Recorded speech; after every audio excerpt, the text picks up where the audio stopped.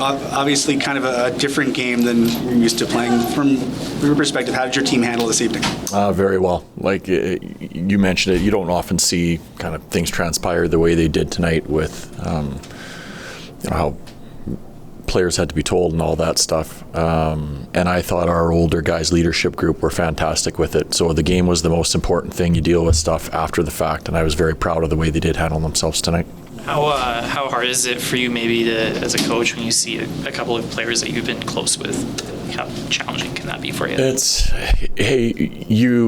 You develop bonds with players, but at the end of the day, it's part of a business. And we have two players coming in that we're very excited about for different reasons. They bring different skill sets to our team. So we're looking forward to getting them here and getting them in the lineup right away. So we're all quite excited about this. Players are smart. Did they have a pretty good idea something was going on with Andre scratched late and then Jacob coming out in the game? Well, I think once Jacob came out, I think they knew for sure. Most guys, they have an idea. Of course, when something unexpected happens, it puts the antennas up a little bit. But like I said, there was no distraction in the room tonight. I thought the guys did a really good job right through our lineup.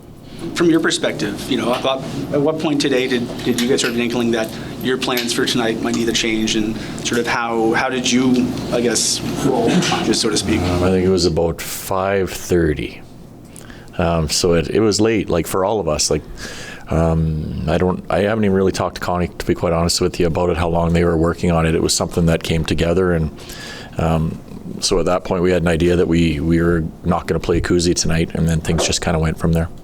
And we had lots of trade conversations last year, and so often it was a big piece goes out and maybe futures come back. Like, you guys added a couple players you think can really help right away. How does that change things for this group? It doesn't. I like it because I feel like these players coming in, we feel like they're going to help us this year for one, but they also fit the wheelhouse for what we're trying to do. So these aren't just guys that are going to kind of get us there now.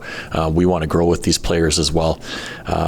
So as I said, for me, I think the players did this. They put themselves in a position where you want to see your general manager help you out if you can. And I think because of the way our guys have competed this year and played, they kind of earned the opportunity to have Craig act. So as I said, we're all excited.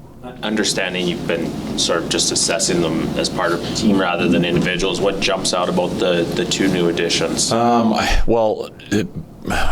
Frost, for one, is a skilled playmaking center. He's been pretty good in the face-off circle this year, which is something that we've struggled with. I think that's fairly well known. Farabee is a guy that I think he's a little untapped still, so we're hopeful that he's going to turn into even more of a goal scorer, but he does have an edge to his game. I think it was here where he was chasing Posby around the ice when Philly was here. So both guys bring something similar. Both guys can help us generate offensively, and one's a playmaker, one's got the ability to be a hard guy as well too. So as I mentioned, I'm looking forward to having both these guys and getting to know them. What got into Adam Klapka tonight? Jerome McGinley. Yeah, did he mention it? Yeah. Hey, if Jerome McGinley talks to you, then you might want to listen. No, but Adam, we've talked before about him. We don't have anybody in our organization like him, and he's got a skill set that he has with him, and he also can be an imposing physical player, which is something that our team needs. So very happy with his game tonight.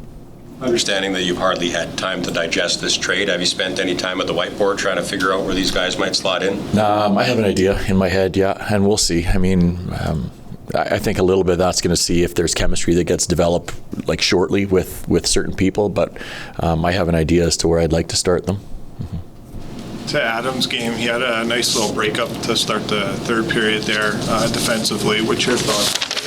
Earlier about his game, but that defensive side of the game could be a good asset for him too going forward for you guys. It has to be. I mean, that's something we ask out of all of our players, is to be guys that are hard players to play against, and that means you have to have an understanding of the detail on the checking side of the game. And I think, as I mentioned before, a lot of times the Wranglers coaching staff has done a really good job of making sure guys improve and get better. So when they come here, they have a pretty good handle on what's going to be expected of them.